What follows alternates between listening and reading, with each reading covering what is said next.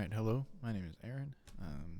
Some more literature I wanted to discuss today. A author that I have been familiarizing myself, Chopin is playing in the background. An author that I've been familiarizing myself with, have familiarized myself with by way of reading two of his most famous, probably his two most famous novels, as far as I'm aware, is George Orwell. The first one I read, I'll hold that one up first, was 1984, and then I read Animal Farm, which was held up a moment ago. So, I had been hearing a lot of people using the adjective Orwellian.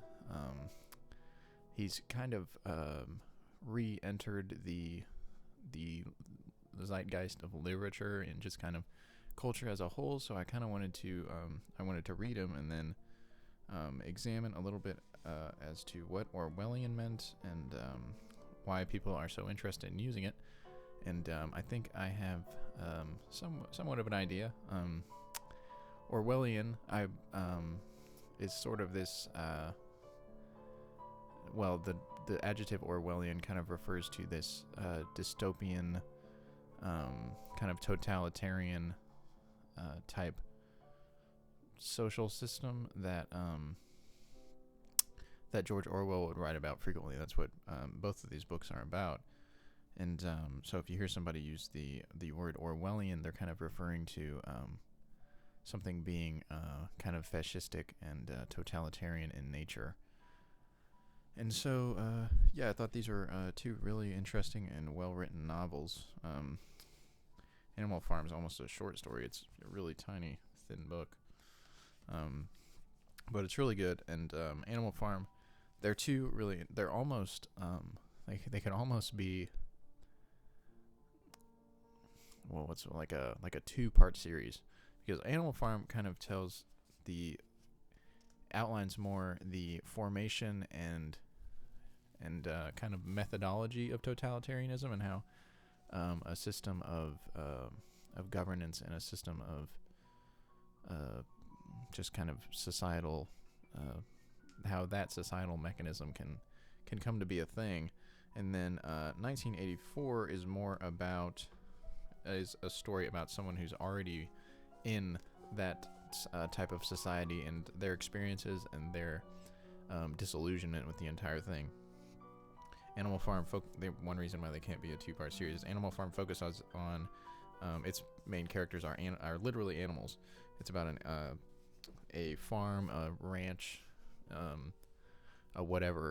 farm where the animals of the farm are feeling mistreated, and they overthrow their human overlord in attempts to create a more,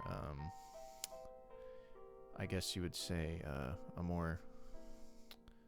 a preferable society, whatever they have in their mind as to what that is. You know, they have this comrade, as they commonly use in the book, which is probably not a coincidence. Comrade is a common term used among these I guess, it in my mind it harkens back to places like Soviet Russia, where the word comrade was used frequently, and one could argue that you hardly have to make the argument. One could say that was certainly a totalitarian regime, which did not tolerate dissent and differing opinions from the one that was supported by the government. So that's that. It was essentially they had one pig comrade who kind of fomented this idea that the humans were oppressing the animals, and so the animals should rise up and take the farm for themselves. And he dies, and then he has a couple other younger pigs kind of take his place, and they continue to foment that idea and see it to fruition. And then the animals take over this farm and kind of fall prey to the whims of the pigs.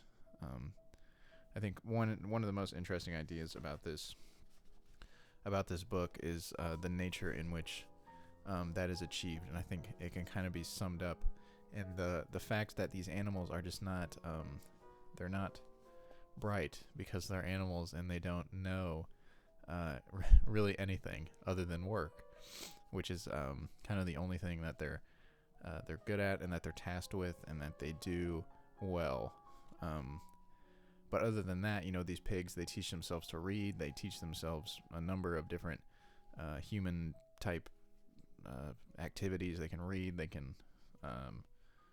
start to do like arithmetic and architecture, and they start building, like designing a windmill. It's kind of a point of contention between the two leader pigs, which leads one leader pig to cast out the other leader pig and kind of demonize him as someone who wasn't very good. And turns out he was kind of the better of the pigs, because this one turns into the totalitarian force in the story.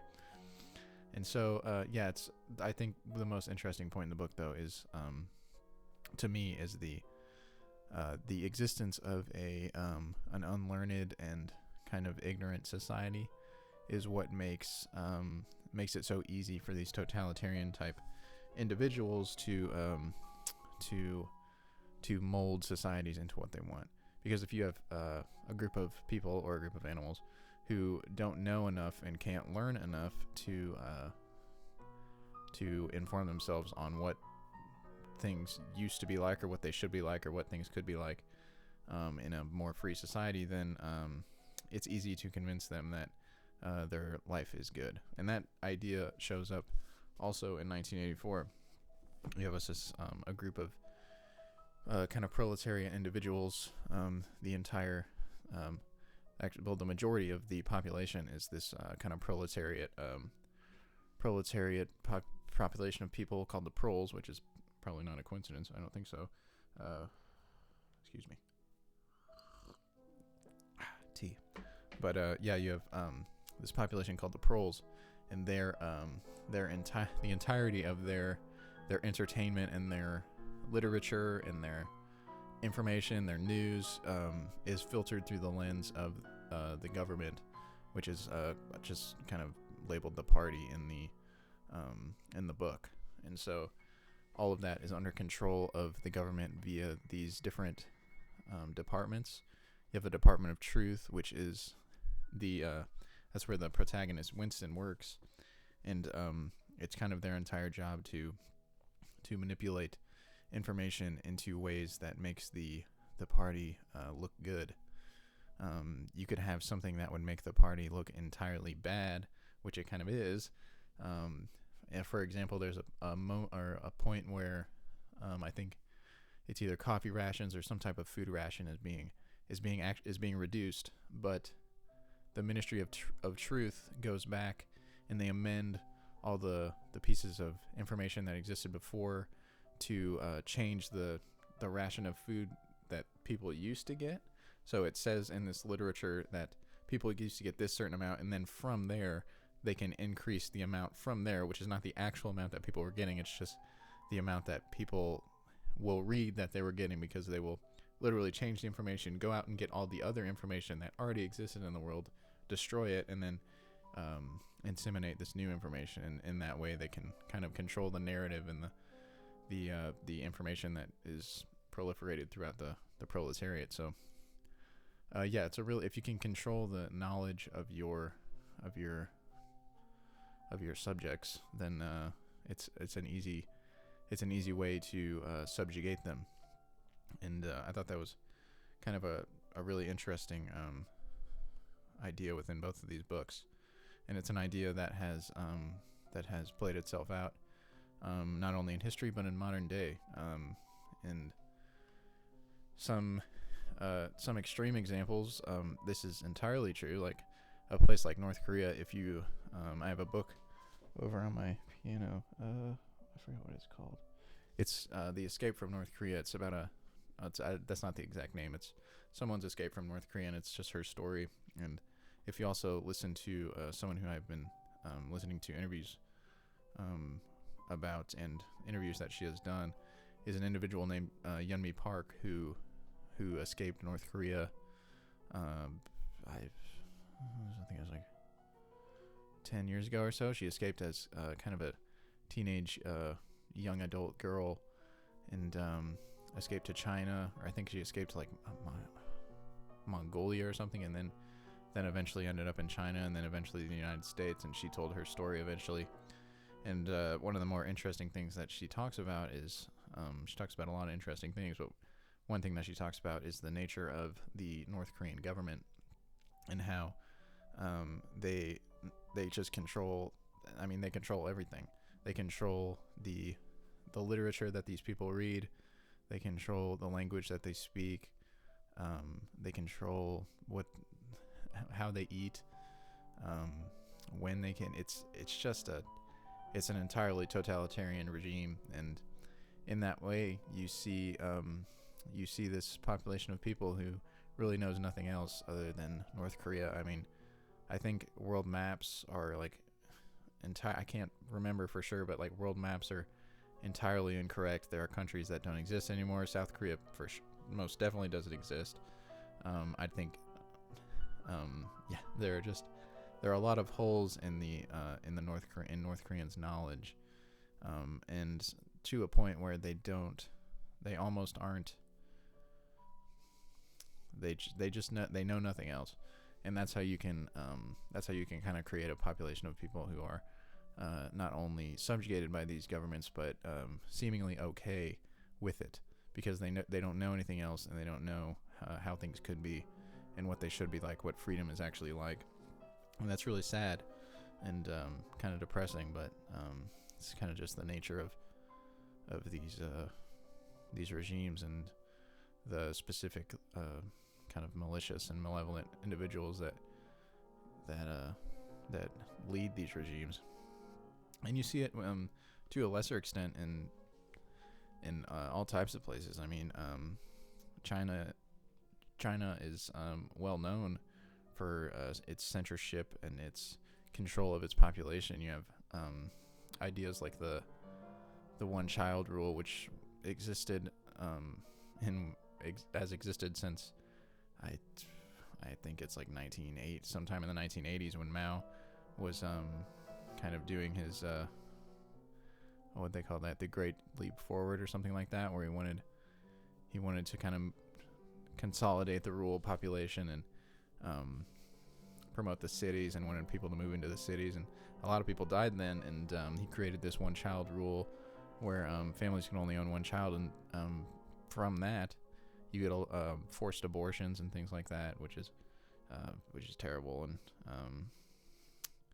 but they also control things like entertainment and literature. There's a number of movies and books that get changed or are just outright not allowed to exist in the Chinese collection of entertainment, of information. So it's not a good thing, and it's one thing that's really interesting about George Orwell is he's almost, when I first read 1984, I was like, man, this guy is has a time machine or is a fortune teller or something. But it's not inconceivable to understand. It's not hard to understand why he could extrapolate such a book from even a time like I think it was like 49 when this is written there. It says in the front, I think it's 1949. Yeah. 1946 for Animal Farm. But because you had regimes like that back then, and you had regimes like that all through history, so it's just kind of an extrapolation on things that were happening at the time. Surveillance is a big thing. Surveillance is a big thing that you see in 1984. It's kind of the one of the freedom stealing aspects of the party is they surveil especially members of the party heavily. They'll be housed in these party owned apartments and houses that have these TV screens that the party doesn't only control what is shown through the TV screen, but the TV screen also has the ability to monitor and record what's going on inside the apartment. So your entire life is kind of under the scrutiny of the party, and that's got to be a hellish way to live. And it's another interesting idea about freedom in that book is that's kind of how Winston eventually gets disillusioned with the party, is he experiences these tiny modicums of freedom throughout throughout the book. The first of which is described, I think, in literally the first chapter, and that's Winston has this tiny kind of blind spot in his apartment. It's like a little alcove where I think it says a bookshelf or something used to be, and he spends time there, and he has a journal that he writes in, which is kind of I think looked down upon by the party. They're not a huge fan of people writing, and it's people actually are not all that literate within the party because they're more learned in this form of language called Newspeak. Other than just like normal English language, and Newspeak is kind of this ever-evolving dictionary of acceptable words within the party. That is its main purpose really is to restrict the number of words that actually exist, so that you kind of get inside people's heads that way. You kind of if you restrict language and the ability for people to fully articulate their thoughts, then that's kind of a restriction of freedom, because if you in a free society, you're free to use whatever words you deem fit for an explanation. So if you can kind of reduce the number of words that people have access to and that they have to say, then you can control their thoughts a little bit. And that's an idea that has also been played out. It kind of ties into the North Korea example, and to a lesser extent the Chinese example. I don't know a lot about the Mandarin language, the Chinese language, so I don't know or how the CCP controls something like that, if they even do. I don't know about that, but I do know North Korea does. The North Korean language is heavily regulated and was created by the North Korean government, and it omits a lot of words. I think Yeonmi Park described that there's no word for like family or love. It's kind of all about the society, as opposed to the tiny little kind of micro societies that exist within a society, like families and communities and brothers and sisters and mothers and fathers and wives. And there's not a lot of room for singularity and individualism within that society. It's kind of more about the society as a whole, the collective. So yeah, that's it's a really interesting couple of novels, and I would really recommend them to anybody, in whatever order or just one or the other. They're both really good. Animal Farm is a quick read. It's like 140 pages. It's not that many pages. 151. Oh, that's the afterword. 141 pages, plus 10 pages if you want to read the afterword, and that's just in this edition by Taya Oberé. Honestly, I didn't read it. I don't read a lot of afterwords or forewords. I can make up my own words about the book. Thank you. But yeah, they were both really good. I enjoyed them. George Orwell is a really interesting author, and a important author for right now, I would say. He had a lot of good ideas, and he was a very intelligent, what's the word? Kind of wise person. He had a good view of how things work under certain circumstances, and I think a good grasp of totalitarian type regimes in general, and how they operate and how they do things. So yeah, I would recommend those to anybody. And I think it's important to read about things like this, because like is described in both books, an uneducated and ignorant society is an easy one to control. So educate yourself with reading and understanding of how these things happen, and then once you see them happening within your own life, if you ever see them happening, then you can resist it. And not to sound pessimistic or anything, I think the world is far better off than either of these books describe, or magnitudes better, depending on where you live. Obviously, if you're a North Korean, you would probably disagree with that. assessment, or if you were any number of other regimes that I'm just not that familiar with. But yeah, it's different for every society. But I'm lucky to live in a place where freedom is more or less encouraged. So yeah, make yourself familiar with these types of books and just this type of information in general. You don't have to obviously get it from the book. You can get it from more direct sources, like information on, I don't know, historical information on past totalitarian regimes, current information on places like North Korea, and just familiarize yourself with the subject would be my recommendation, because it's good to be informed on things like that, and I have some informing to do on my own. So that's about all I can think to say about this man and his 2 books. They're very good. Read them. I think I've said that like 4 or 5 times now. So at this point, I will just wish everyone a happy Thursday and a good rest of the week, and drive safe. Although that's probably not, does not apply to everyone. You should always drive safe, but it's really snowy here right now, so it's kind of dangerous. I had to help somebody who got stuck in the snow today. So yeah, good happy Thursday, and I will review some more literature, or do something in the future. Bye.